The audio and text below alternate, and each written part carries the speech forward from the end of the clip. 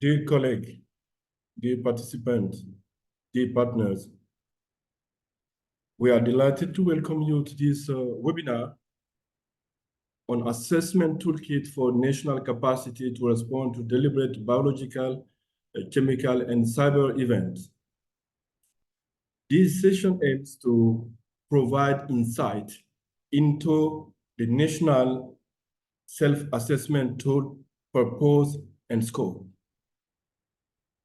and to introduce the tool's features and prerequisites, and lastly, to offer a practical demonstration for hands-on learning. This webinar has been organized for you because WHO has a central role in supporting global public health preparedness and operational readiness to tackle CBRN deliberate threats. It's also in line with EMP Afro Work Plan, which includes a specific lower task on enhancing member state capacity to conducting advocacy, national self-assessment, training, simulation exercises around CBRN and deliberate events. We also want this toolkit to be piloted in certain countries before the end of this year. So before we get started, slide.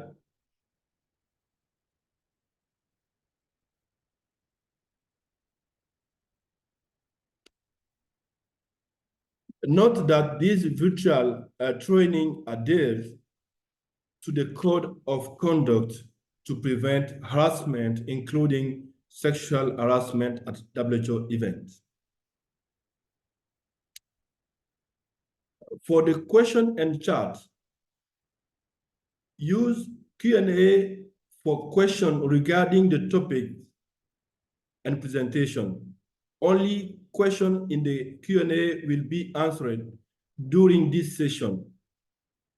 Live question will also be taken at the end of the presentation. Use chat for questions regarding IT or logistics. Interpretation in English and French are available by clicking interpretation button. Click on interpretation and choose the language that you would like to hear. To hear the interpreted language, only click mute original audio. Please note that the interpretation of proceedings serves to facilitate communication and does not constitute an authentic or verbatim record of the proceedings. Only the original speech is authentic. Live transcription, click on show caption and caption will appear on screen. To close the caption, click hide caption.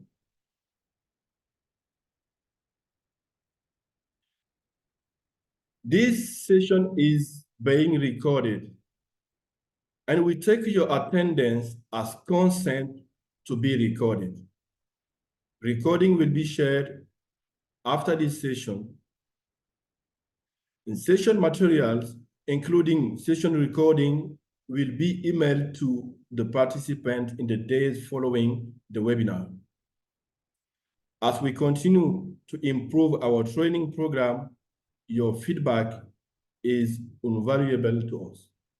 A survey will be shared at the end of the session. We highly encourage you to share your thoughts and suggestions.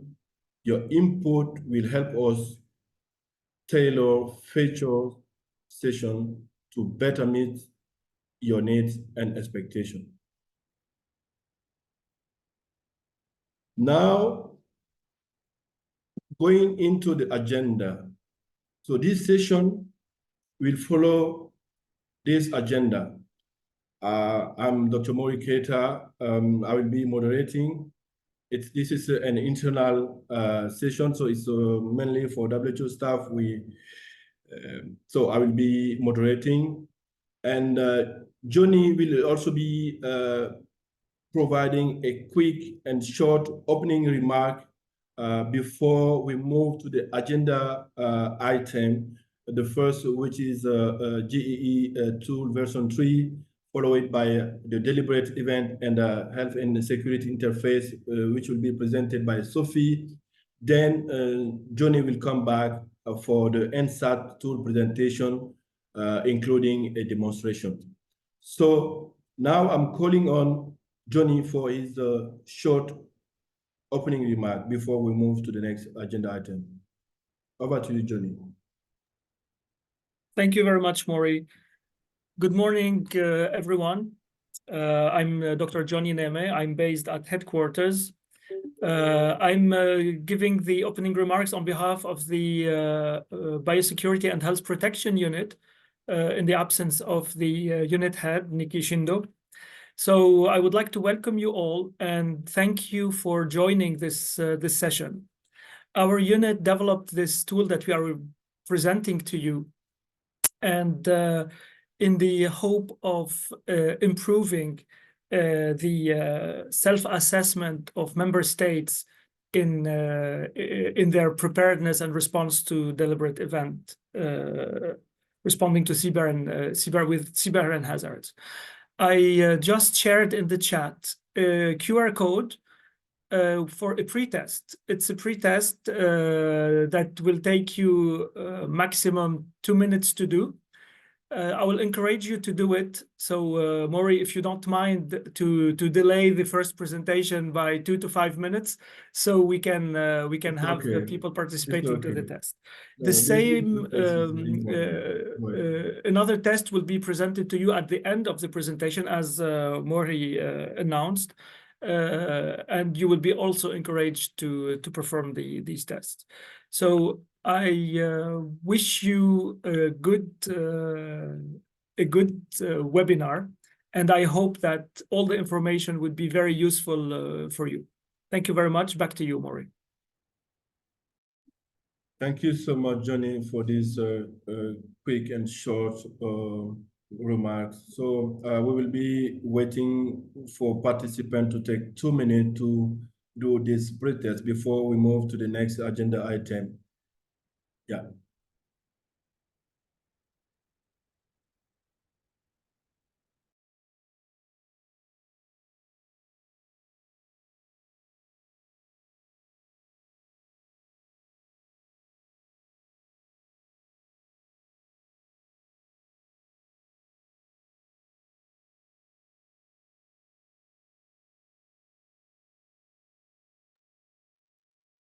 Johnny, some participants are asking for sharing the QR code. I don't know if I just shared the link.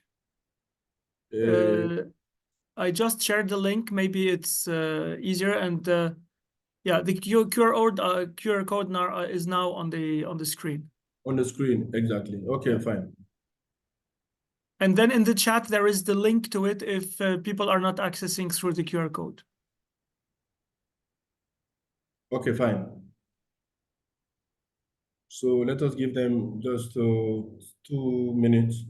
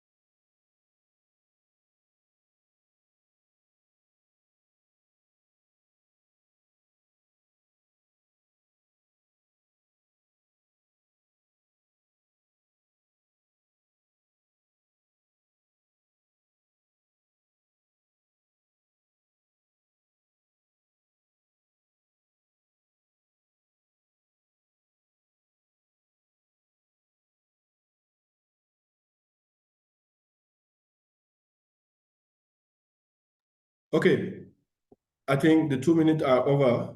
Let us move to the next agenda item.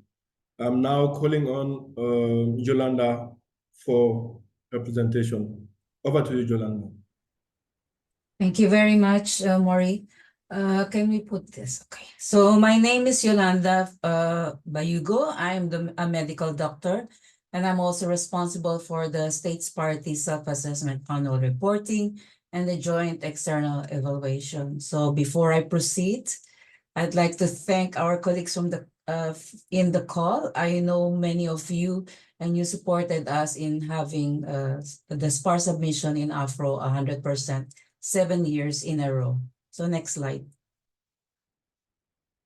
So this is the outline of my presentation. There's a brief on international health regulations, and then the joint external evaluation, and also the third topic is supporting countries in conducting self-assessment or self-evaluation, in particular linking public health and security authorities, one of the JE technical areas.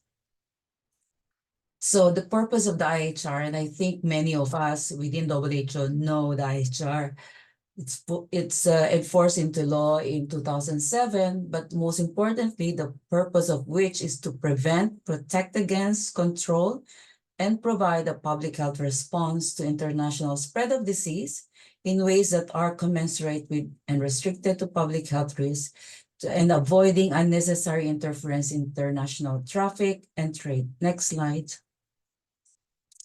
So in detail, IHR requires that countries have core capacities to detect, ensure that surveillance systems can detect acute public health events in timely manner. This includes deliberate events. Assess and report public health events to WHO based on Articles 6 to 12, and respond to public health risks and emergency. It also includes specific measures that countries can take at points of entries, such as airports, ports, and ground crossings. Next slide. So in 2014, we all know that the SPAR is mandatory and it's conducted every year. But in 2014, based on the WHA 68.2 resolution and from the recommendation of the review committee, they suggested that in addition to the States Party annual reporting, we should include 3 other components in the IHR monitoring and evaluation framework. And these are joint external evaluation, after action review, and simulation exercise. For this discussion, we are going to focus on the joint external evaluation. Next slide. So as mentioned, JE is one of the components of IHR MEF. It helps countries assess their capacities to prevent, detect, and respond to public health threats, including deliberate events. It's one of the assessment that actually embodies the One Health approach, and it identify opportunities for enhanced preparedness and response. Next slide. In addition, the JEE and SPAR data actually help the countries develop their national action plan for health security. So as you can see, these are the 19 technical areas, and R2 in particular, next click, please. R2 in particular, no, please go back. Okay. So R2 in particular is actually the focus of our discussion today. So it has JE 3rd edition has 56 indicators, 19 technical areas, and 4 domains. Next slide. So this is the life cycle of a JE.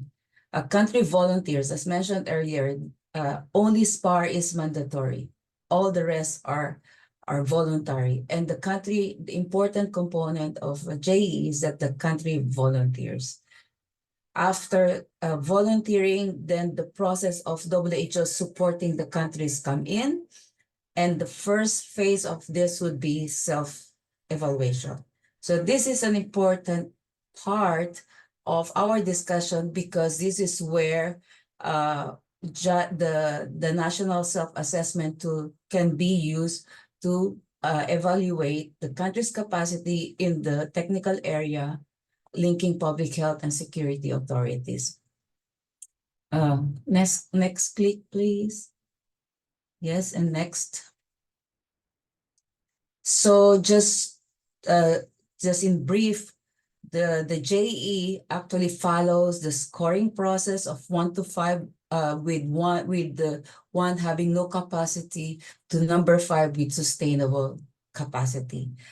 But the most important thing in the JEE, and this actually is the reason why it's useful to use more in-depth tools when doing the self-evaluation, are the key 3 to 5 priority actions. So if you're going to ask me, somebody working on the JEE, the most important result of a JEE is 3 to 5 priority actions. And the score help them refine what are the areas that need to be improved for the country to move to the next level. Next slide. Having said that, I mentioned that our focus is on the R2, but this slide shows you that all technical areas are related. So we mapped the different technical areas and actually identified the relationship of a technical area to another JEE technical area. So as you can see, the linking public health and security authorities is linked, albeit lightly, to legal instruments, to financing, IHR coordination, and you can see chemical events and radiation emergencies. So for those who will support countries in assessment of R2, this information should be useful for you because any results or any assessment result information available in chemical events and radiation emergency help you in your assessment of R2 or the linking public health and security authorities. Next slide. So just to give you an overview of the indicators for R2, because it's chemical events and radiation emergencies. So in linking public health and security authorities, you only have 1. Public health and security authorities are involved during a suspected or confirmed biological event. And this capacity assess the ability of a country to respond to a deliberate or ambiguous event involving CBRN hazards. From security, impact on health, and coordination perspectives. The next indicators are chemical events, and there are 2 indicators for this deeply related to R2 as well as the radiation emergencies. Next slide. So how does the national self-assessment tool related to the JEE? Many of the tools in the different technical areas can be used to help countries do the self-evaluation. For example, we have been working with antimicrobial resistance and the tools that they have so that they can support the country have an in-depth look on the self-evaluation of their countries on AMR. The same way with national self-assessment tool, we actually recommend and ask countries to consider those tools that are looking more in depth into that particular technical area. For example, the national self-assessment tool. Next. Can you just click again so that it's showing? So the previous slide actually shows you how you can support the countries. But regardless of whether you are acting as countries, supporting countries on self-evaluation or participating as experts in a JEE, it is always important to have all these attributes. For example, you need to know the JEE tool in particular. you need to understand the different evaluations that were conducted, and then there needs to be some preparation mentally from the evaluators. During the 1-week mission, there should be participation in the field visits, facilitation of technical areas, and working with national experts. And after the mission, you need to consider finalizing your report, and at the same time supporting the country in terms of any additional provisions that you can give them for them to follow up the results of the JEE in concluding to the National Action Plan for Health Security. Next. And I think that's it. Thank you. Thank you so much, Yolanda, for your brilliant presentation, which has focused on this link between different technical area of the JEE. Thanks once again. So now I'm going to give the floor to Sophie for her presentation on deliberate event and health and security interface. Over to you, Sophie. Good morning, good afternoon, everyone. Thanks, Maury, and thanks, Yolanda, for this great presentation. Let me put my presentation in presentation mode. Hope you can see it. Yeah, we can see it. Great. So hello again, and it's great to see also some familiar names in the list of participants. So thank you so much for inviting me today. So I'm in the same unit than Johnny. So at HQ, it's the Biosecurity and Health Security Protection Unit. And today, the aim of my presentation is really to be sure that all attendees are clear with clear definition, that we speak about the same things, that everything is clear before really starting digging in depth the National Self-Assessment Toolkit, to have a clear overview of our field of expertise. So I will explain 5 items during this presentation, and do not hesitate if you have questions to put them in the chat or live questions later on. So I just wanted to ensure that you know all those pictograms. So you have the first one is the chemical one, the second one is the biological one, and the third one is the radionuclear. We put 2 additional for disinformation and cyber attacks, but they are not official pictograms. But you need to keep in mind those 3 main important pictograms. So regarding the definitions, I think you all know about CBRN, meaning the chemical, biological agents and toxins, or radionuclear material. So it's an easy one. When we speak about deliberate events, we really insist on the fact that it's a malicious act with intention to cause harm to the target. So really, in deliberate, you have really the intention to cause harm, to manipulate, to really cause issues to the main target. So in general, when we speak about deliberate event, and especially in the past, we were just more dealing with CBRN materials, but now we speak also about emerging threats. And in our case, we will include disinformation, misuse of digital and cyber means, or other new technologies. And I will come back to the emerging threats to define them more a bit in details. About the definition regarding health security interface. So Yolanda mentioned that we have a mandate for WHO included in the IHR 2005. So we are really the key leader for global public health response and preparedness, and especially also when we speak about deliberate. But normally we have to deal with all threats and all the risk of any origin, so whether it's natural, accidental, or deliberate. So it's really written, and we have also several resolutions adopted in 2002 to 2021, giving more mandates for us. So health security interface is really that we deal with the health sector but we need also to include the security sector partners to better prepare response for global health security risk. So it's really the interrelation between health and security, interaction between serious health risk and security threats. And when we deal about deliberate event, in one word, it's more man-made threats. So hope it's clear.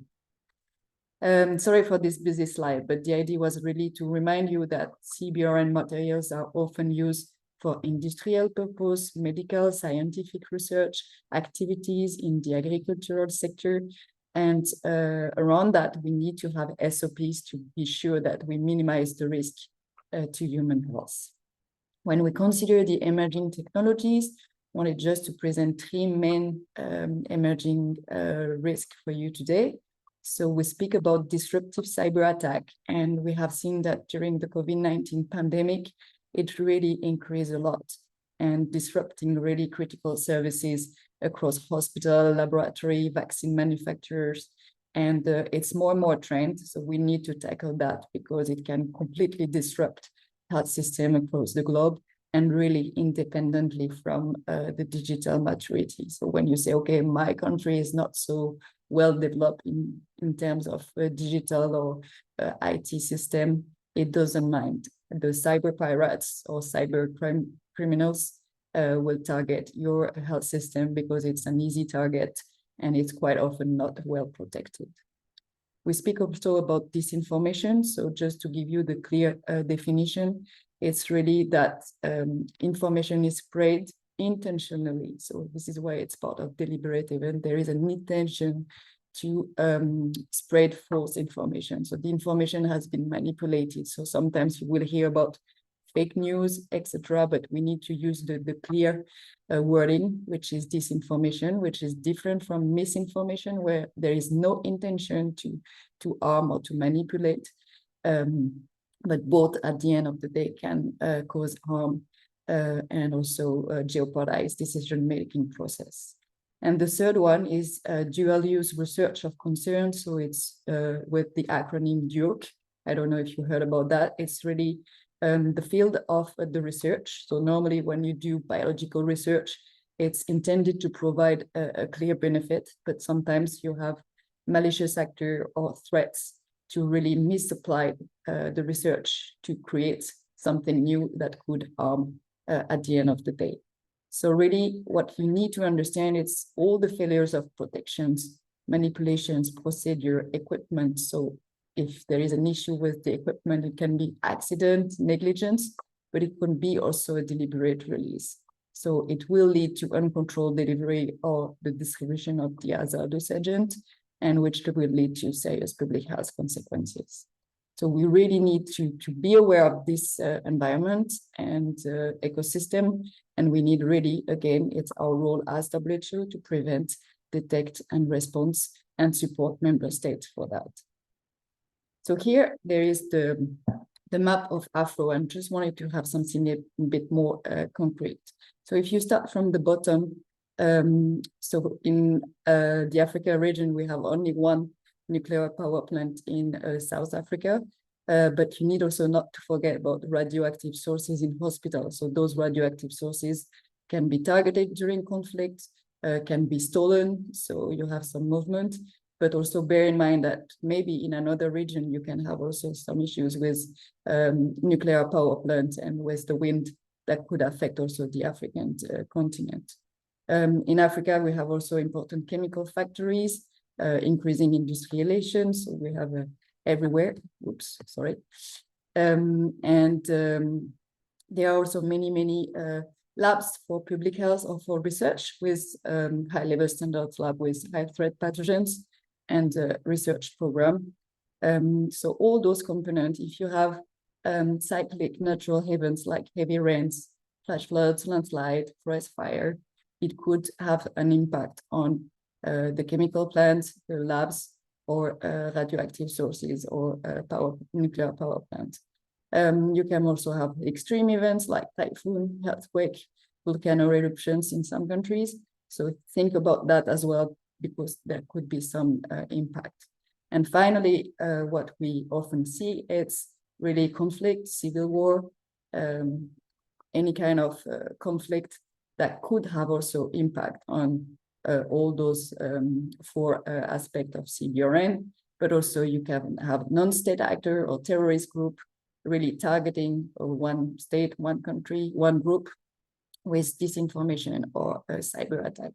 But just to show you that you have all the components that could lead to a deliberate event, and you need really to take this into account. So there are many potential sources of exposure to CBRN. So you can face terrorism, warfare, crime, and the intention can be different. It can be an economic purpose, political, ethical, religious. So you need to have that in mind. The response from WHO will be exactly the same to any other public health threats, but you need to bear in mind that we will have additional elements to take into consideration. And again, as Yolanda also mentioned, in the R2 of the GE, the idea is really to understand that for deliberate event, we will need the security part and the public health part. So just wanted to show you for your general knowledge examples in the world. So I'm sure you all heard about the 1995 sarin agent in Japan, and there were many other chemical events up to 2018 with the Novichok agent and the UK Salisbury event. Regarding the biological event, it needs to be really verified and confirmed. So we have two main examples in mind, one about deliberate contamination with Salmonella in Oregon, USA in '84 and 2001, the quite famous release of anthrax leading to 22 casualties and 5 deaths at that time. And on the bottom right, you will see also about cyber threats. So these are figures from 2023.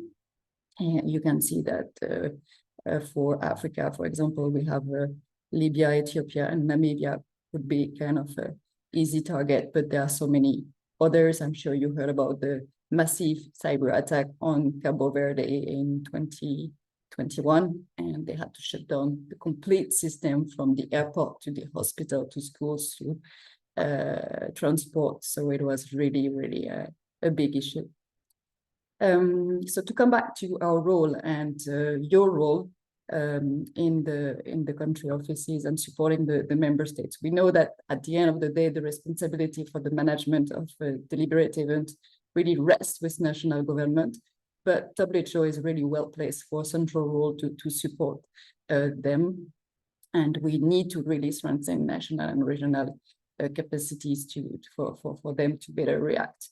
It can affect population across the borders and might require international cooperation. And again, because we are used to work with partners and experts, we need to have a central role in that. Regarding the activities that we do as expert in deliberate event, I'm not going to go into the details, but just reiterating what Dr. Mori was mentioning at the beginning. We really need to ensure that we can reinforce the capacity building in the member states and in our house at WHO. We need to ensure that the readiness of member states is optimal, and we need also to provide operational support. So these are a few examples. For example, capacity building. We have developed online training. So if you're interested, I'm happy to share with you all the links for the training on OpenWHO, and it's free access, so we can share also with your member states. We are working on interactive chemical hazard training for healthcare workers. We work also on simulation exercise program with simulation exercise teams. So we had with AFRO and EMRO a first simulation exercise in 2021. Last year it was with external partners, with Interpol and WOHA from OIE. So it's really important to be ready, despite these events are quite rare, but we need also to be ready. Like when you pilot a plane, you need to be ready in case of any issue. For the readiness, so Johnny will develop more about the national self-assessment tool. We have also the component related to all of the labs about biosecurity and biosafety. And in terms of support, so we do daily health intelligence functions to be able to detect any potential deliberate event. We support as well in terms of response. So we had some activities, for example, in Ukraine, and also with the regional focal points in the different regions. So we support IMST. Eventually, if needed, we have potential deployment and mission. We have also developed a roster of experts, so internal at WHO, and also starting to do that also externally. And we strengthen the partnership with the external partners. Regarding health security interface, so it's quite close. We need to really finalize operating procedure for WHO management of potential deliberate event. We need to improve the preparedness of WHO personnel for deliberate events, so increase training, exercise. We need to be ready as WHO. And because it's a rare event, it's not often very obvious or very clear for everyone. So it's our job, and we need also to work with security partners because they are not so well known. So we need to work hand in hand with them. And we are really a reliable partner with multi-sectoral health security response to a deliberate event. So in terms of internal stakeholders in-house, so at WHO, so we have the BSP unit, we have several expertise. So some colleagues are more expert in law enforcement, in security, cyber security, lab, biosafety, infectious disease, AP lab. We have also a focal point in each of the WHO regional office. So I think today we are pleased to have Sabri from EMRO, but Somori is the one for the Afro region, and we have 4 others for the other regions. And we have also a deliberate event task force, so DETF. It's all the expertise we need in-house in the regions, at HQ, or in the country. And if you want to join this deliberate event task force, most welcome. And as I said, we have also the roster of experts to be able to be ready in case of response needed. In terms of external stakeholders, so we need really also the expertise from outside, because it's always very rich to have more information. So we are part of what's called UN Biorisk Working Group. And we work also with member states, private sector, academia to have more inputs and more expertise. So we have for sure collaborating centers. So we have 2 for the BSP unit. We have one in Australia and the Johns Hopkins Center in the US. We engage as well with the G7 Global Partnership. So I'm pretty sure you heard about the Africa Signature Initiative, which is one of their projects. So we are part of 2 working groups. We have also a technical advisory group, which is the Health and Security Interface, HSI TAG, with 18 members from all over the world. And for sure, we have all really valuable partners. So from the UN and non-UN, we have also international organizations like OPCW, Interpol, ICRC, and also some NGOs like Médecins Sans Frontières when it's needed. To conclude, it's really that we need also more partnerships in terms of preparedness and response. So for preparedness, we need more civil-military cooperation, because the military are really maybe better prepared in that field. We need also to work with the private sector for the biotech, AI and IT, social media. We need also to work with research about social science, intelligence, etc., in all the fields. And for the response as well, we need more AI tools for risk assessment, for detection, and work also with private sector and the research. So in terms of conclusion, just wanted to reiterate that we have the traditional threats that continue and new threats that are emerging. So now you know more or less which are the new threats. We need to engage with a range of actors, and it's even more important than before. And we need to work hand in hand with member states to ensure that everything is ready in case of a deliberate event, and to ensure that preparedness, readiness, and response is fully optimal. So I thank you for your attention. Merci. And back to you. Thank you so much, Sophie, for this presentation, which clarify the definition of deliberate event, emerging threats such as disinformation and cyber attacks, but also WHO support role in health and security interface. Thank you once again. So I'm now calling on Johnny for his presentation on NSAT tool. Over to you, Johnny. Thank you very much, Maury.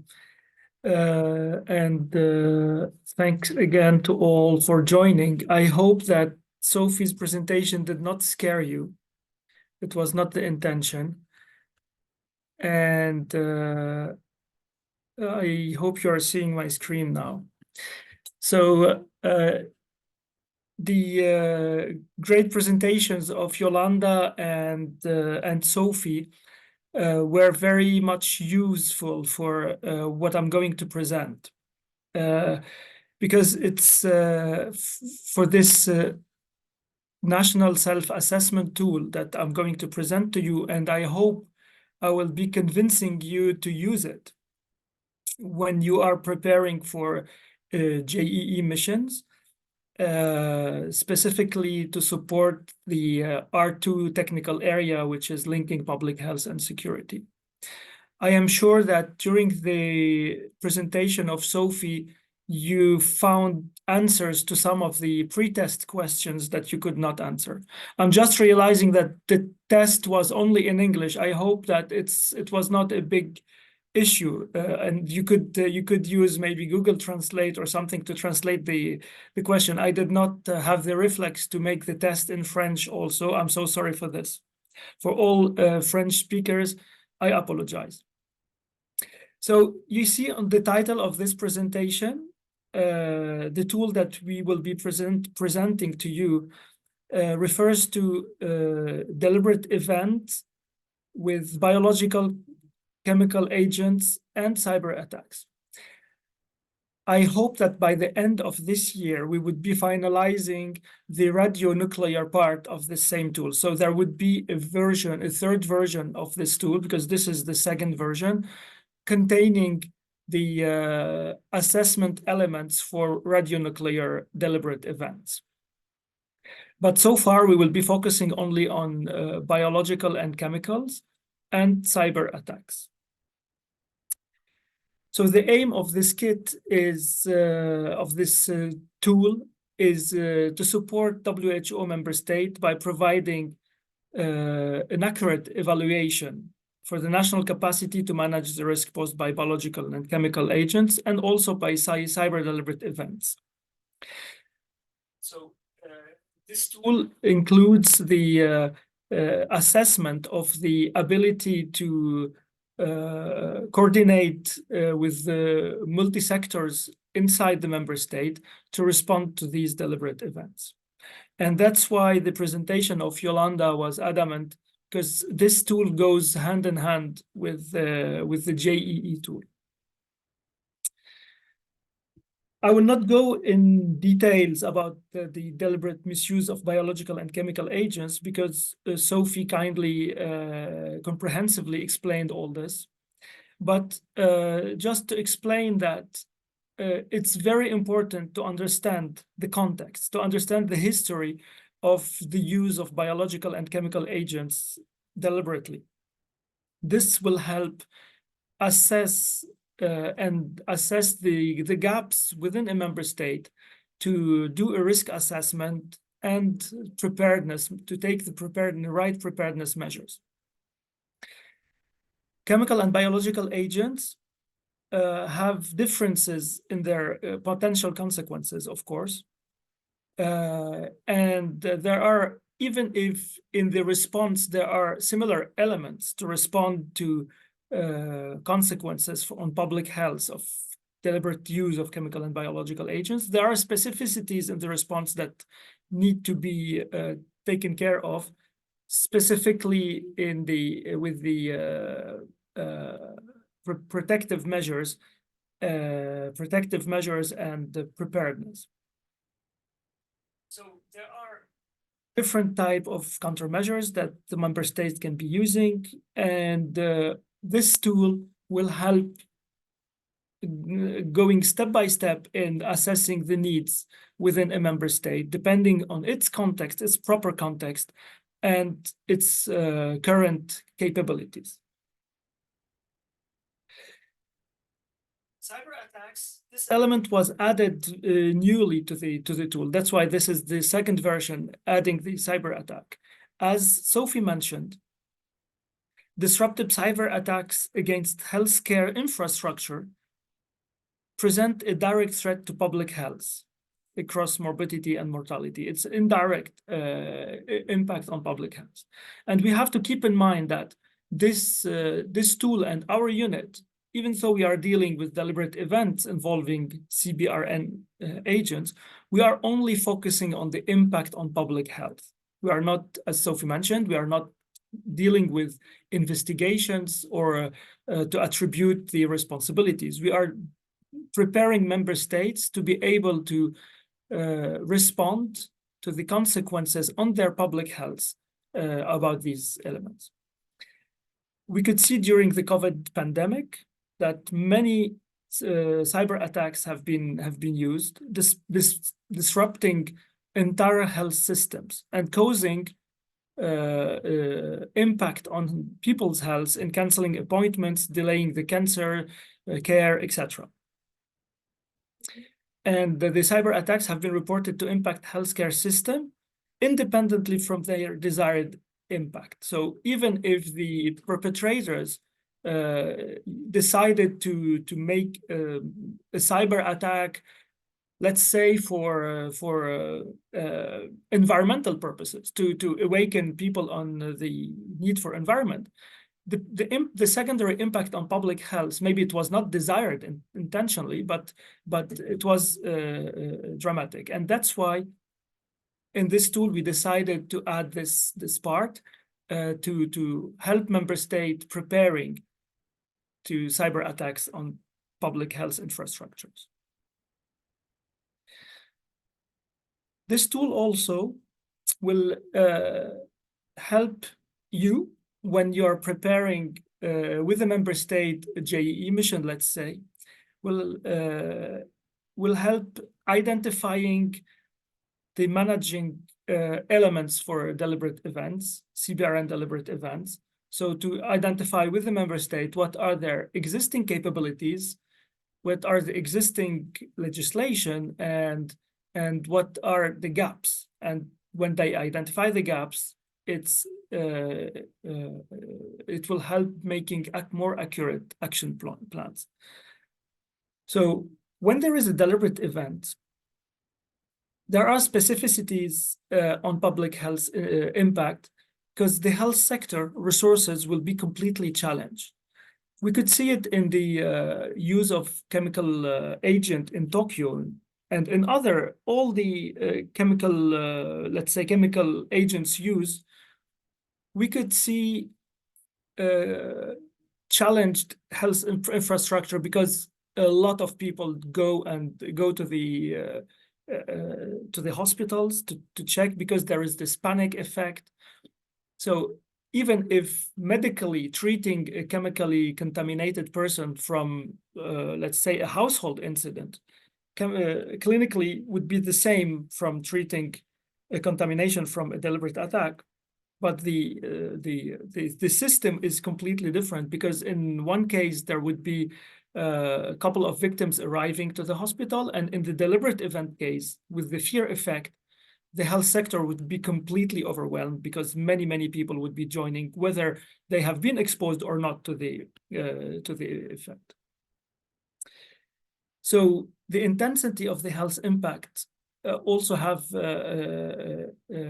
different levels of social anxiety, fear, stigma, and the responders to the first responders, let's say, to these events would have difficulties responding.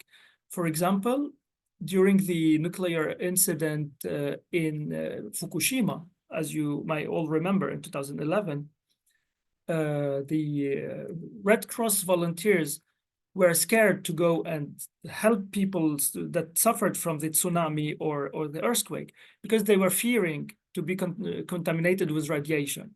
So when there is, it was not a deliberate event, of course, but when there is CBRN contamination, there is this panic that would refrain first responders from responding. Also, in deliberate event, there is potential political, legal, or security-related concerns that would modulate the magnitude and type of medical and public health aid. So when there is a deliberate event using a CBRN agent, the security element would, in some contexts, close the borders, for example, and prevent cross-border access, even to victims and patients. So there are strong elements to be taken into account. And the routine public health activities, such as mass vaccination, etc., may need to be carried out in a contested and non-permissive environment. So even if a country is used to make like campaigns, polio vaccine campaigns, and they have the ability to do it in an environment with a deliberate CBRN event, it would be very challenging to do it for security aspects, fear aspects, and also the number of victims. So we hope that this tool will help identifying in details the gaps in the member state to respond to these aspects. So this assessment tool is informed by and intended to align with the IHR joint external evaluations, the JEE tool that Yolanda presented. It has the ambition, as Yolanda explained also, to go more in depth in the technical area linking public health and security, because linking public health and security, as you might know, focuses on suspected deliberate use or confirmed deliberate use of chemical, biological, and radionuclear agents. So this tool helps to going in details. So it's like magnifying, putting a microscope on this technical area and go in the granularity of the needs of this technical area. It's designed to be used either independently from or in conjunction with the JEE. So this tool, we call it toolkit because it contains the guidance how to use it even independently from the JEE, but I will come to these points in the next slide. So this assessment tool exists within the broad scope of global public health security and weapon of mass destruction preparedness and response effort, while focusing, because we are the WHO, focusing and limiting our focus on mitigating the negative effects on public health only. So not involved in the investigation, on the security investigation, not involved in political scope and aspects of it, only focusing on the specific needs in public health response. So this tool includes the same scoring system as the JEE, and it focuses on deliberate events that directly impact human health, but also indirectly through the impact on plants, animal, or environment, because deliberate attack on plants or animals will have definitely an impact on public health, indirect impact on public health. So there are elements in this tool to tackle this aspect. So if this tool is, as I'm explaining, is going in depth in the linking public health and security technical area of the JEE, so a legitimate question would be, why using the MSAT then, if the JEE tool already tackled this? It's true, you can see here on the left, this is a scan of the linking public health and security technical area and the JEE. You can see this, the target, as you know it. It explains that it goes into deliberate events using chemical, biological, and radiological incidents, and it has levels, different levels, with a lot of sub-indicators for each level to be covered. The JEE tool contains only one indicator, this R2.1. There is no R2.2 like other technical areas. Some technical areas of the JEE tool contain 5 indicators for a technical area. This linking public health and security in the JEE tool contains only one technical area, and all the sub-indicators, one indicator, and all the sub-indicators are packed into the different levels. So the NSAT tool, the one we are presenting to you today, has 22 indicators engaging the granularity of preparing. So each one of the sub-indicators is detailed in the NSAT tool. So that's why the NSAT tool is built, you will see it, is built on the same concept, on the same graphics, using the same wording and the same terminology. It will not duplicate the JEE tool. It will only help going into detail. So it uses the same grading system, it uses the same language, and it addresses the same interlocutors. So the aim of it is to better prepare for a JEE mission, to help establish a more accurate action plan for CBRN deliberate event preparedness and response. And as Yolanda mentioned, the most important part of a JEE mission are the 3 to 5 action plan that goes after it. And this tool, the NSAT tool, will help establishing a very accurate action points to do for the next level. And the use of this tool will not have an impact on the JEE scoring. It can be, but the JEE scoring is not important. It's not the most important part of the JEE. As Yolanda mentioned, it will be reached by a consensus during the JEE mission with the authorities, with the member state authorities. So this tool will not at all impact the JEE mission.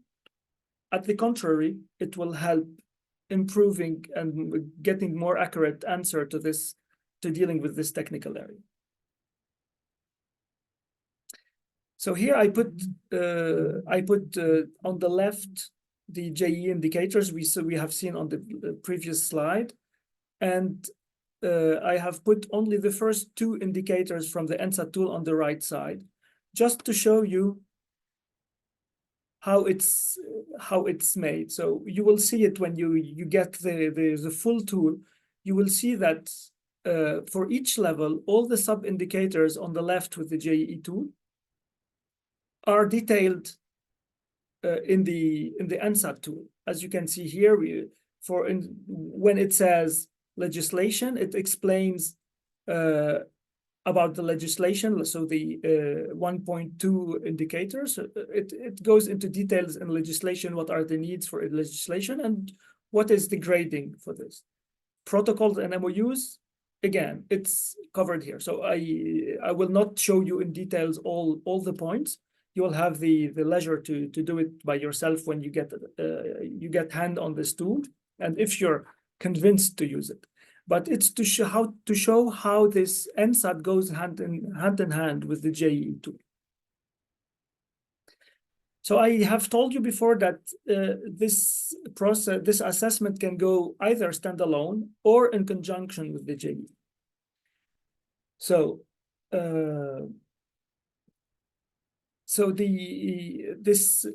this tool can be used by you. So it's you who are attending this training today, and you are the first colleagues having this presentation on this tool.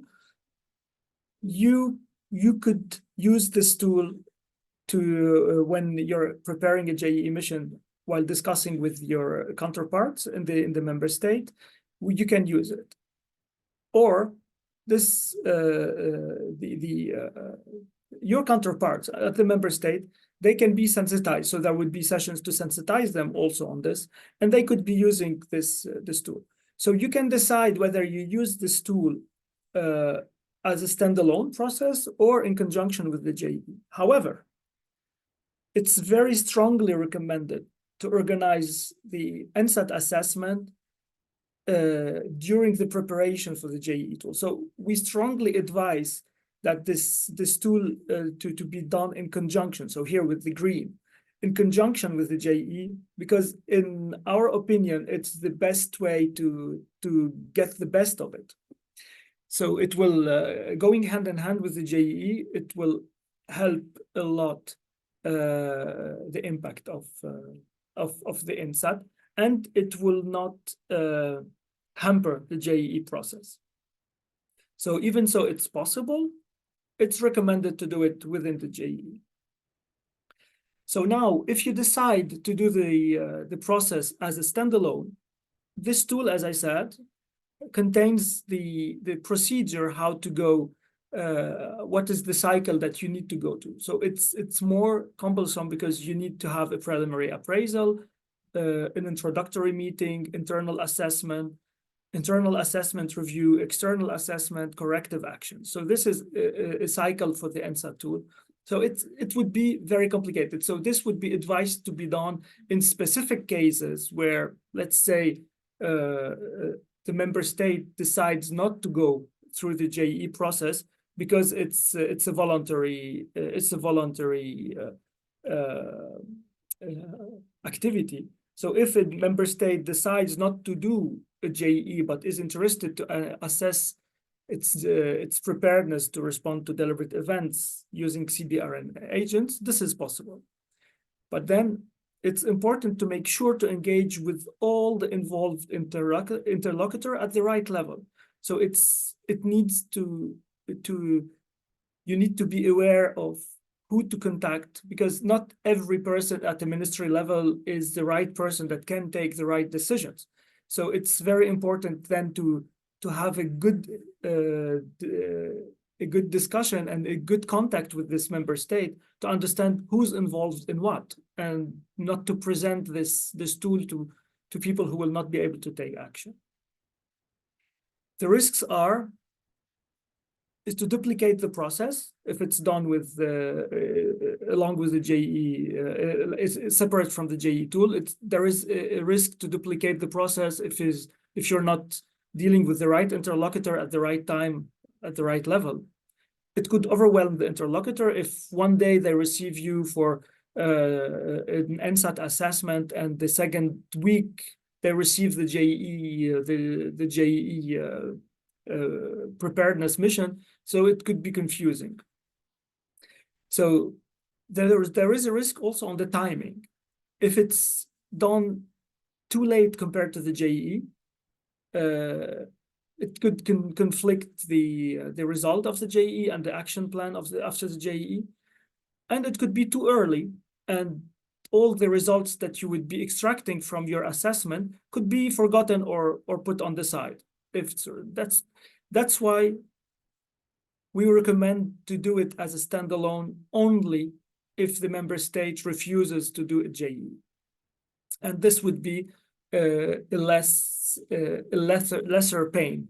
So to do it so, but then in the tool there is the explanation how to select your interlocutors and how to do your preliminary appraisal, etc. But we will not go in the details of this today. So when you use the JEE tool along with the JEE, here I put an extract on this slide from the JEE cycle that Yolanda presented.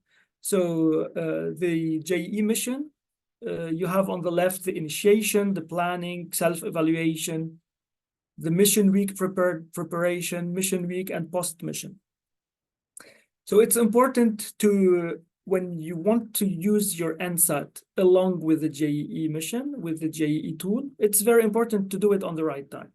The best time to do it is during the planning process, because it's a long time before the JEE. So it's 3 to 5 months before the JEE mission.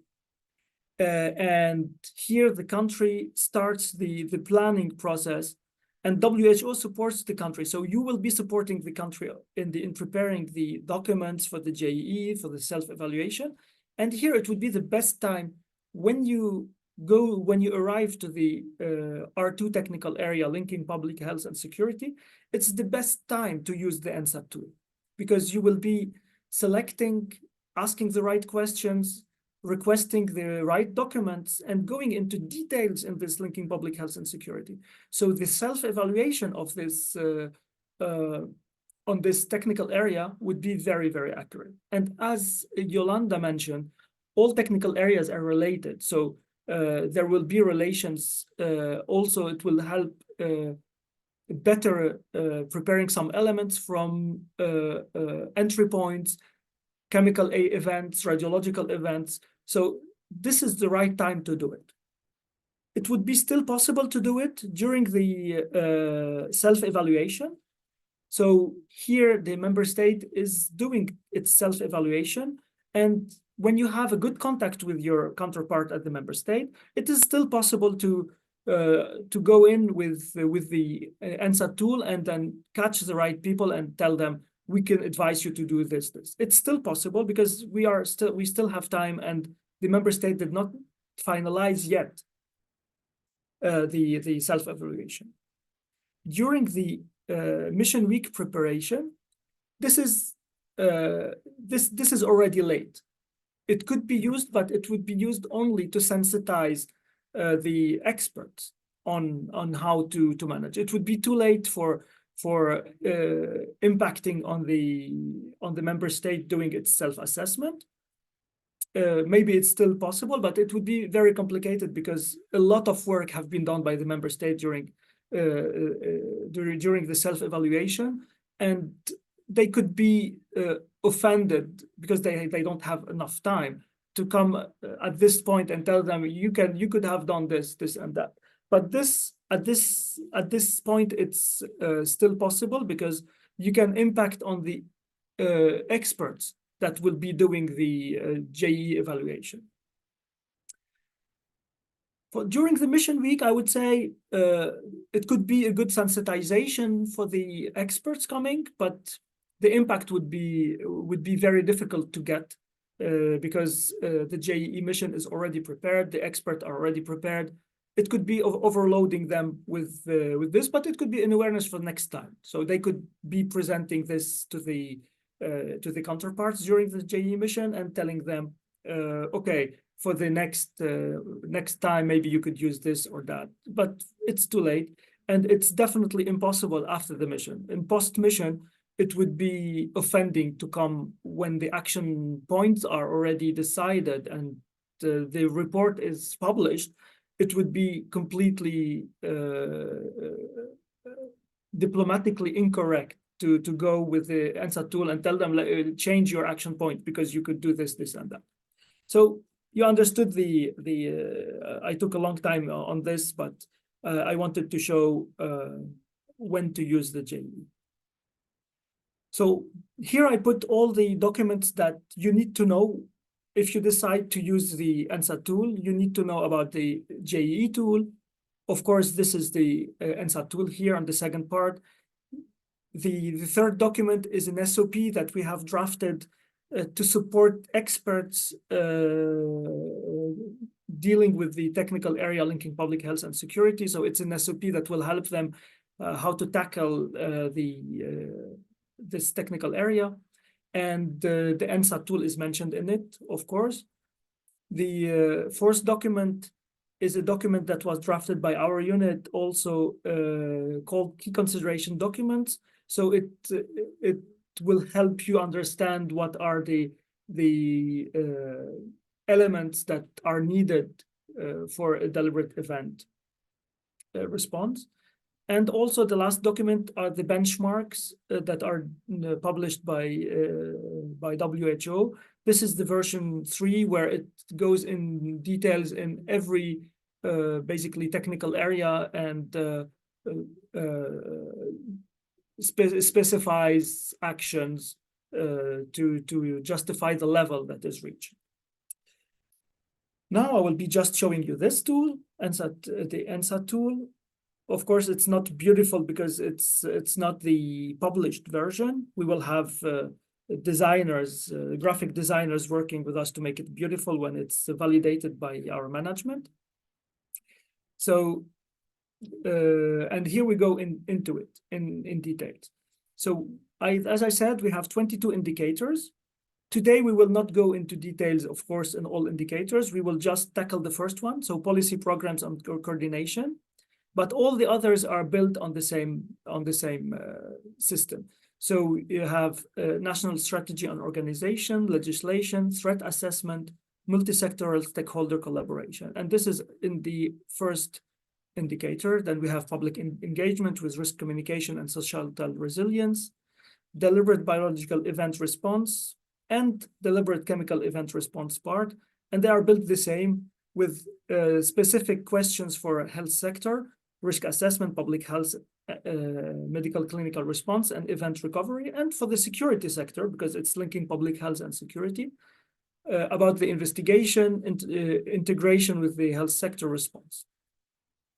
And lastly, we will have the deliberate cyber attack on health and public health infrastructure with sub-indicators on detection, preparation, response, and communication. There is a typo here.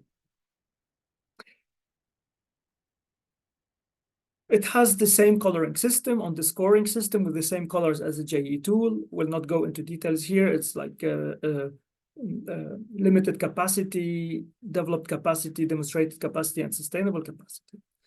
And this is the example of the first indicator on policy programs and coordination. It contains the target. So adequate policies and program exist at the national level. This is the main outcome that would enable preparedness and response capabilities for deliberate event. And the second part is how to measure it. So it will be, these are the key indicators to measure it: the existence of a national health strategy, national legislation, threat assessment, coordinating mechanism, and then the desired impact, governmental policy planning, and all the technical areas. All the indicators are built on the same model. This I'm showing you again. These first four indicators. So we have the national strategy, legislation, threat assessment, and multi-sectoral stakeholder collaboration. Like the JE tool, the NSAT tool goes with explanatory questions. So under each of these indicators here, you will have questions. The questions will be shared with you today for the first, because we will do an exercise. So here, for example, if you take on the left at national strategy and organization, a national deliberate event preparedness and response strategy that identifies and directs the activities of the relevant stakeholders had not been initiated. So this gives you no capacity with the red, and there is no MOU or agreement in place. And to understand each of what's written at each level, so because here it's detailed but not enough. There are questions. So here, I'm showing here, I missed this one. There are questions, there are contextual questions. So this you will receive on the chat in a couple of minutes. You will receive the question on the chat. We have a French version and an English version, because I will be asking you some questions. You will be in a couple of minutes, you will be having a test to perform. An exercise, not a test, sorry, an exercise to perform. So you have contextual question, enabling to understand the context. So is a single agency responsible for deliberate events for both biological and chemical nature, or preparedness and response for these two events is divided between different agencies? At what level, local, provincial, national, are response operation coordinating? Does the country have a national level program to identify and regulate high consequence pathogen and chemicals?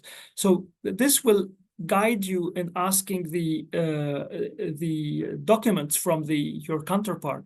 So you will be able to know who to call for the JEE.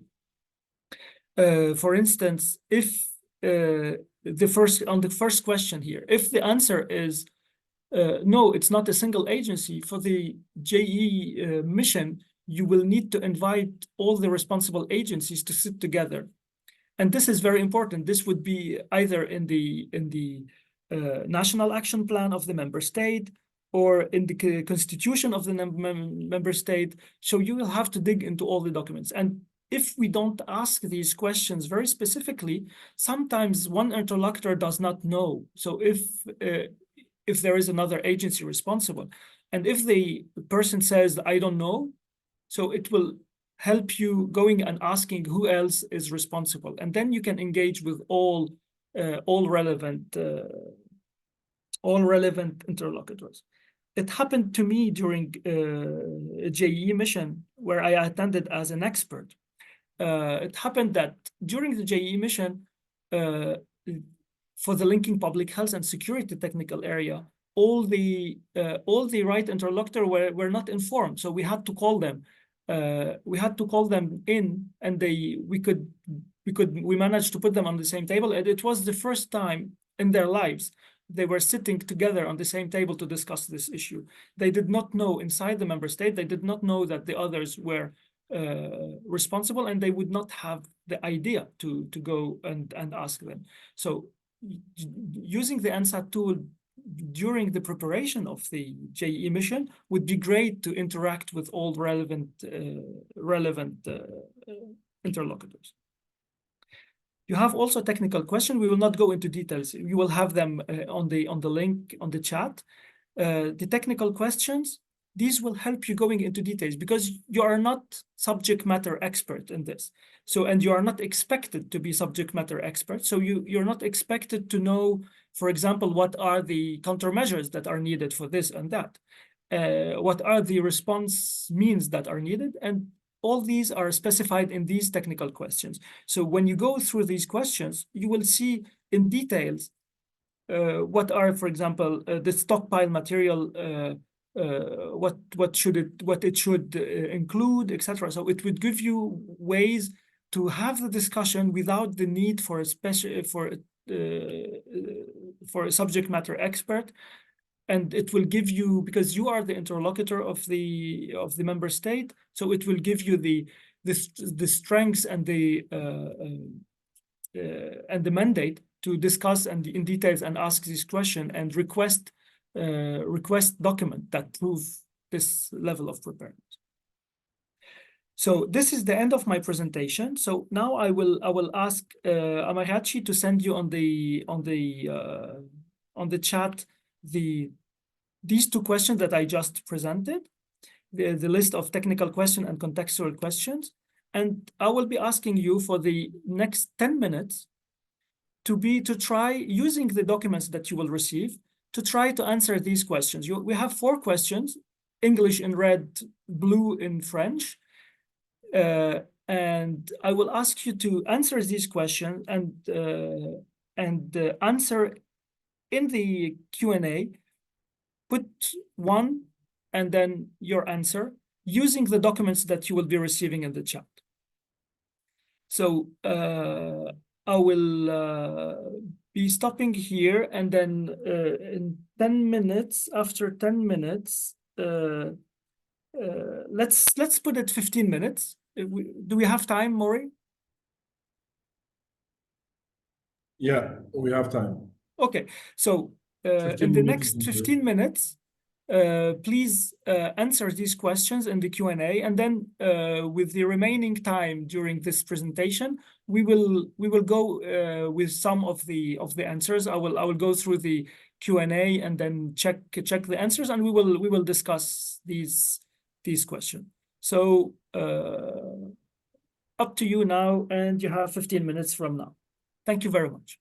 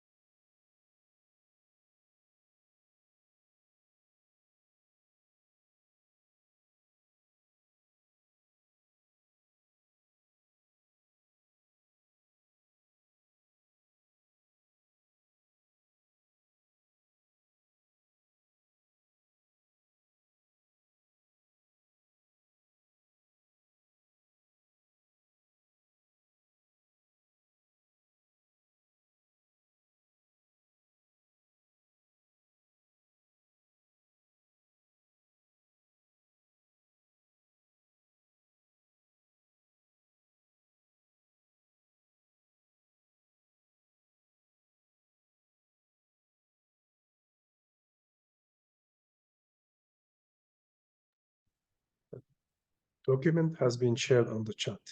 Thank you.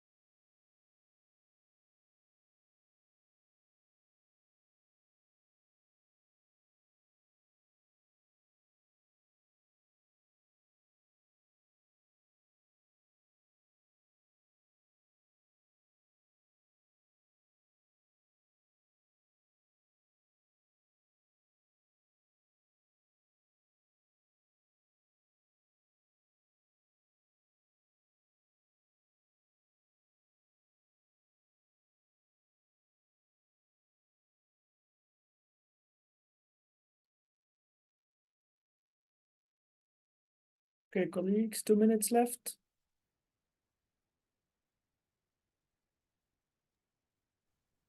Only 2 minutes left. Thank you.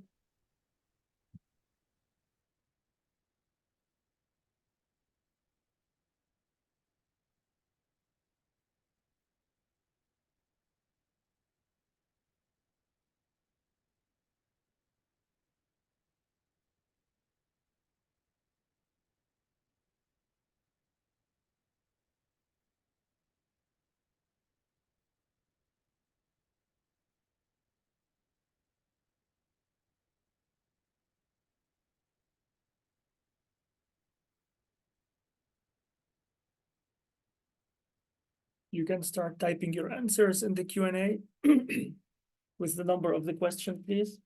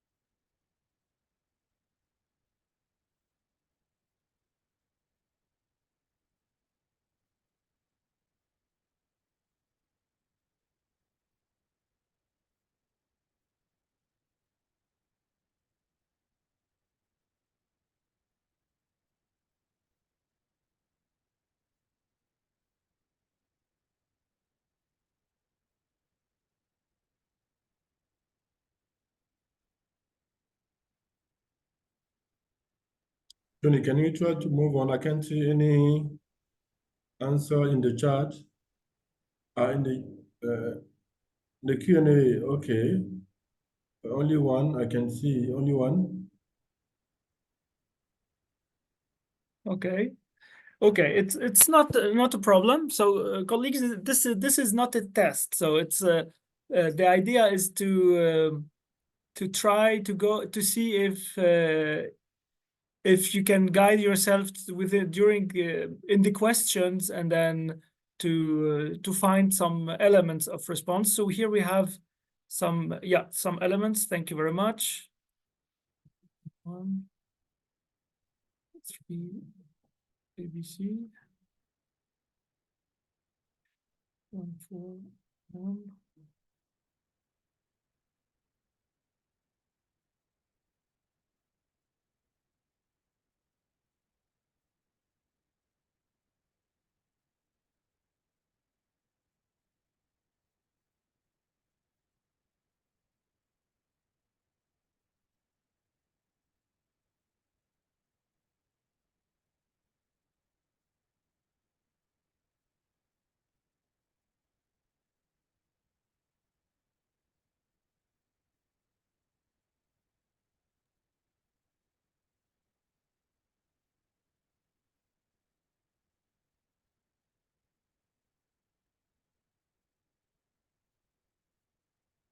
Okay.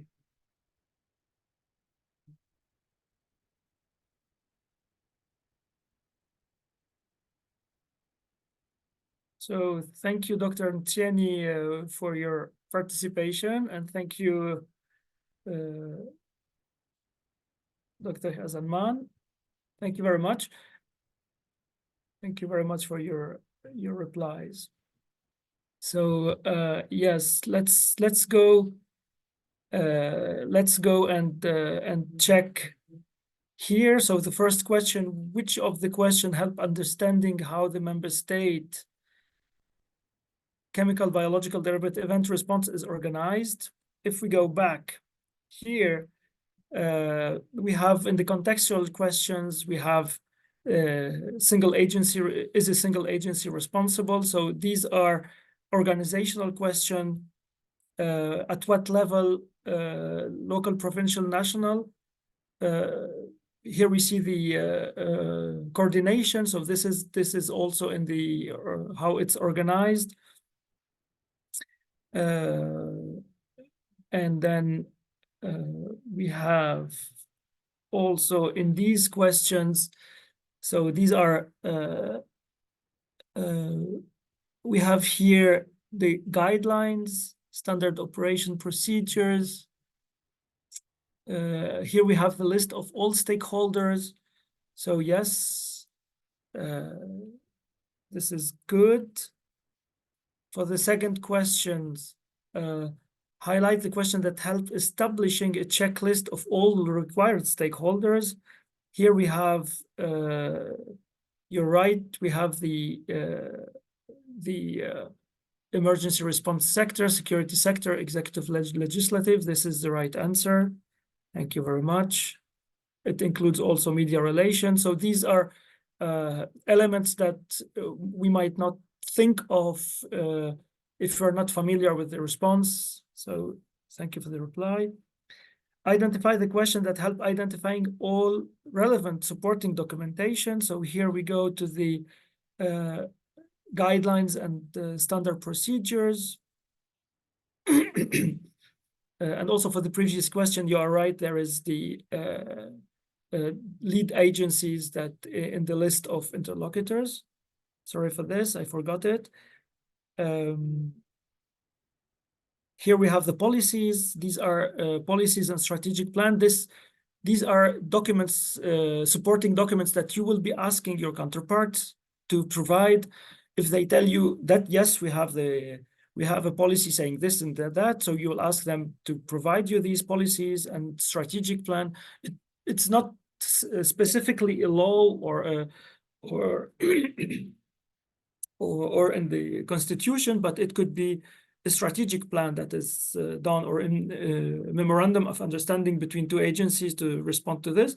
All these are elements that documents that are useful to evaluate the preparedness, and whatever is already in place is not to be done again, and we can build upon it. So it will help the member state to give an accurate action plan. So if there is already an MOU, we are not going to say in the action plan, provide an MOU, so we can improve, for example, this MOU to include more sectors, etc.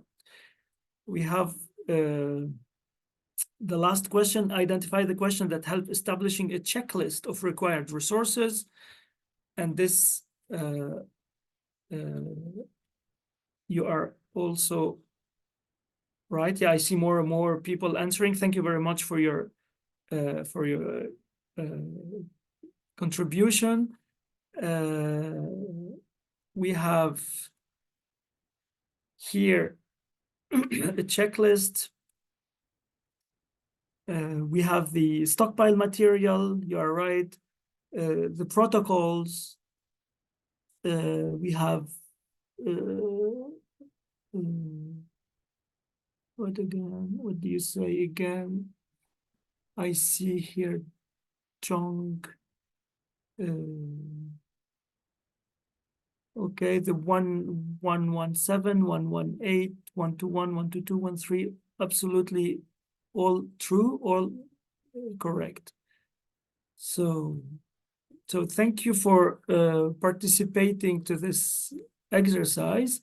You have correct answers, and you have to, we only saw one indicator from the answer tool. When you will receive the document, you will see that all the indicators are built in the same way, and there are the explanatory questions down there that will help you answers the right questions about how it's organized, who is involved, what are the documents, official documents that that support this readiness, what are the list of material and people that are already in place, and this will help identifying what is needed. And to establish a good action plan after this JEE. So this will end my session, and before going to the Q&A session, so the Q&A will we can take all the remaining time, which means 40 minutes. It will remain for the question. No, we will have less than 40 minutes because now we have. Okay. Thank you. But then before, excuse me, Maury, Okay. I will share the link to the post to the post test, test. So if since we still have 10 minutes, I would like you to take the last 10 minutes of this presentation to do the post test. Can I ask? So maybe Johnny, you can Yes. share the post test now while we are trying to give the opportunity to some participants to intervene online. Okay. They just need time to do it, but I follow your lead, Maury. So Okay. So back to you, Johnny. and then in the meantime, I will be sharing the link and the QR code. Okay. Thank you very much, Johnny, for this brilliant presentation on the ENSAT tool, which has provided countries with more details on the assessment of deliberate event capabilities. An important point to note is that ENSAT tool does not replace the GEE tool. So this is very important. I wanted also to emphasize on it. But it gives the country more information to develop its, security, health security plan, and most importantly, to prepare for deliberate event. One additional point I also noted is that assessment with ENSAT can be done with GGE or separately. So, however, I think it's recommended that the ENSAT be used in conjunction with GEE for greater impact. So it's also important to have a good discussion with the right person. So this point is very important. Once again, thank you very much, Johnny, for this presentation. So now we are going to take a few live questions on the three presentations. The floor is open for those who want to intervene. Please raise your hand.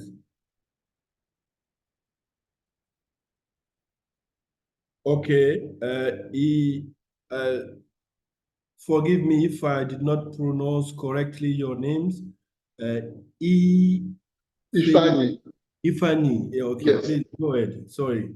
Yeah, Go ahead. no, that's okay. Thank you, colleagues. Thank you, Johnny. My question goes to Johnny. The ENSAT tool is very comprehensive. Do you hear me? Yes, we do. Yes, we hear you very well. Thank you very much. Good. The ENSAT tool is very comprehensive on the R2 section of JEE tool. As he said, in JEE tool, we have only one indicator, but the ENSAT has 22 indicators. Now, my question is, these 22 indicators in the ENSAT tool are very important. Yes, they go into the granular level of the indicators. So why don't we look at prioritize the indicators and select 4 or 5 more and include them in the JEE tool, so that JEE tool will also have a more comprehensive section on the R2 on R2. Over, thank you. Okay, thank you so much, Ifani. So, Johnny, do you want to respond to this question first before we move to another, or you want to take a number of questions and respond at one time? No, I prefer to respond to this one. I think that Yolanda would Okay, be go ahead. more in place to respond to this one because I'm not aware of the process of updating the JEE tool, and I think it's a member state consensus. I don't know, Yolanda, but the JEE tool is. I cannot respond to this question. But only what I can say, as Yolanda Maybe you had can pass it mentioned, to Yolanda. yeah. Yeah. But as Yolanda had mentioned, the JEE gives the opportunity to use other tools to go in depth in questions, and the NSAT is one of them. But I will give back to you this question, Yolanda, if you want to answer it. Think I need to add much. Well, the thing is that we have the tool, and we have the tool which is JEE, and it's not very specific to a particular technical area. And that means that we just want to help countries assess their capacities. Now, as mentioned earlier, there are many tools like the AMR, the food safety tools, the collaborative surveillance. So these are the ones that are being used by the country to further go deeper into the technical area. And an opportunity arises that NSAT can do the same for linking public health chemical events. Actually, Johnny was acted as a technical area lead in linking public health, chemical, and also at some point in radiation emergency as colleague. So there are many, what I can say is that there are so many technical areas that is waiting for another revision of the JEE. And the thing is that it's understandable because now it's gathering a lot of momentum, but at the same time, we're waiting for what the INB and the WGIHR will tell us. Yeah. And this is you know, Yeah. the reason why the reason why there was a JEE3 is because of the COVID-19 lessons learned and the recommendation. So this is the same, the IOAC recommendation. This is the same. If there is a need to revise it, it should not come from us, but from the results of the deliberation in INB and WGIHR. Thank you so much, Dr. Yolanda. I appreciate your response. So, any other questions? The floor is still open. Before we move to before we bring this webinar to a closure, any other question? For Johnny, for Sophie, for Yolanda?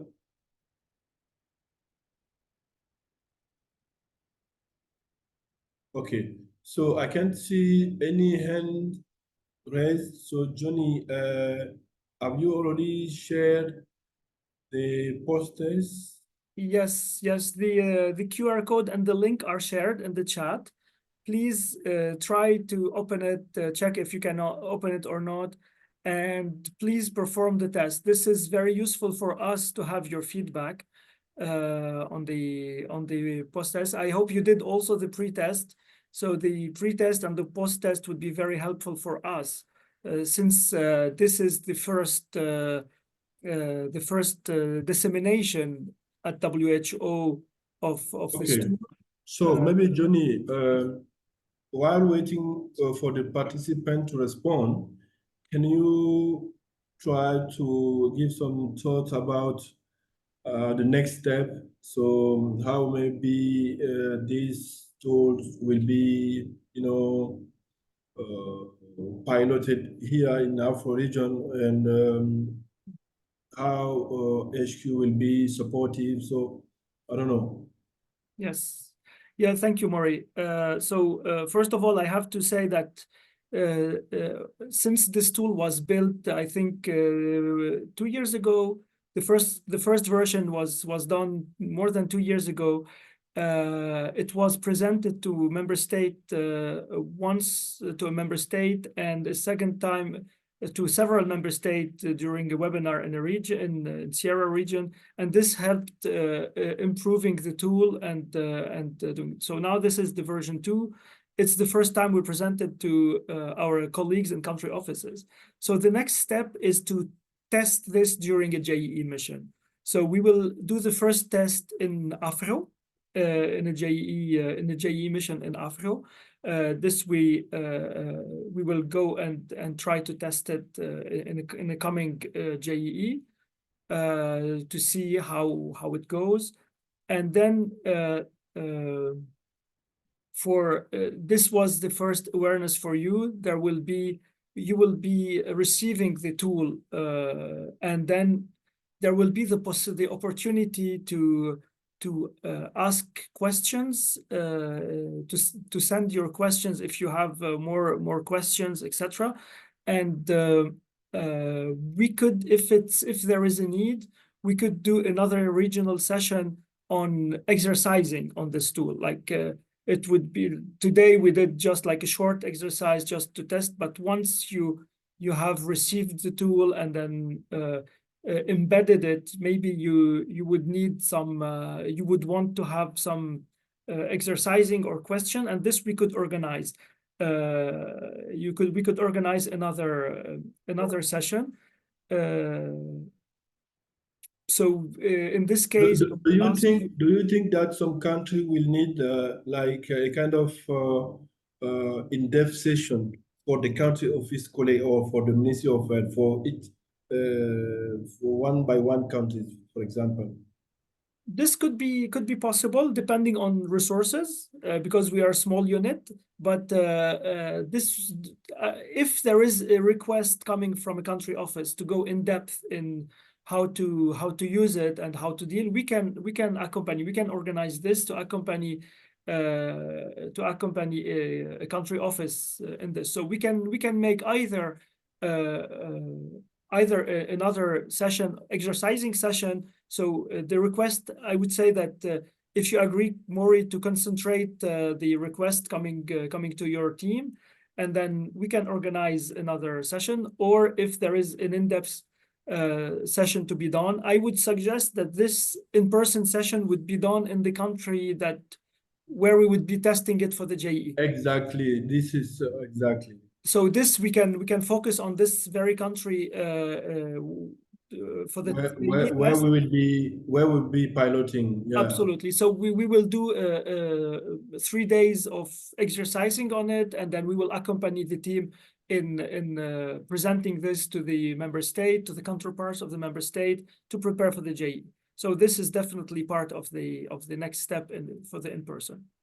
Okay. Thank you, Johnny, for this answer. So I can't see any hands. So I don't know if the 10 minutes are over or not yet. I know that only 3% participated to the post-webinar now survey. Please participate. It's very helpful for us because only 12 people participated in the pre-webinar. So if at least we can have the same 12 people participating at the post-webinar, it would be very helpful. I'm aware that probably the language is a barrier because the tests are only in English. I'm so sorry for this. It's my mistake. I did not think of producing a French version of the test. But if the 12 who participated to the pre-test can participate to the post-test, it would be very, very helpful for our statistics. So thank you very much. So thank you so much, if we still have time to give 5 more minutes for this. Are very important for us to improve the next sessions and to see exactly how you understand this, and that will also allow us to take some point into consideration in the in-country session.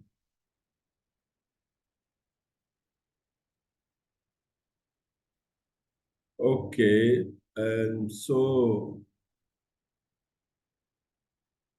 how many minutes left?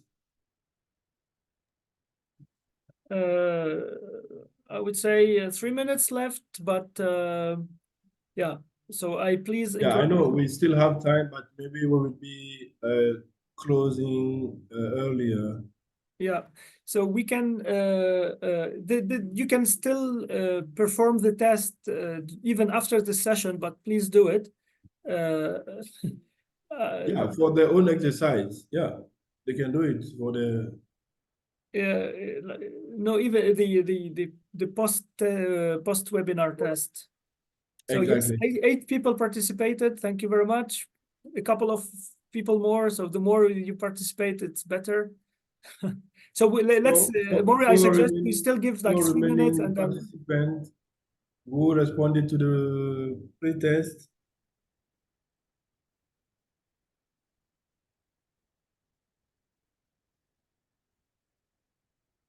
I suggest we still give 2 minutes, Maury, until 5 past, and then. Okay.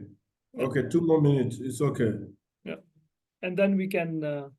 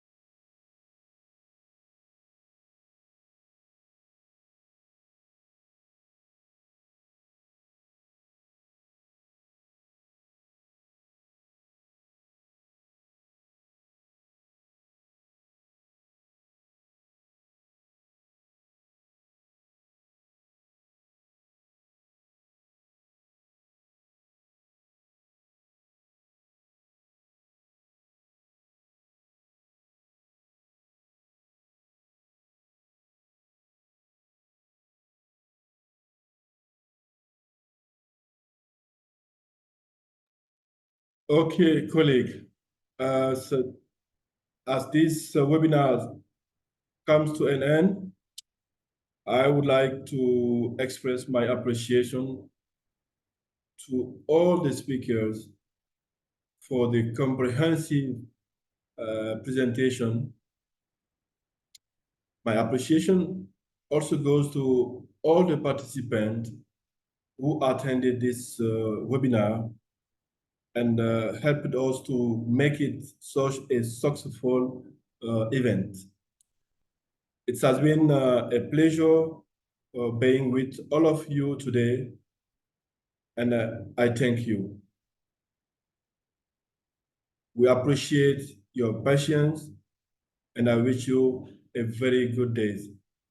On behalf of Dr. Dikshamla, the Emergency Preparedness Program Area Manager, on myself, I would like to thank you once again, and have a good day.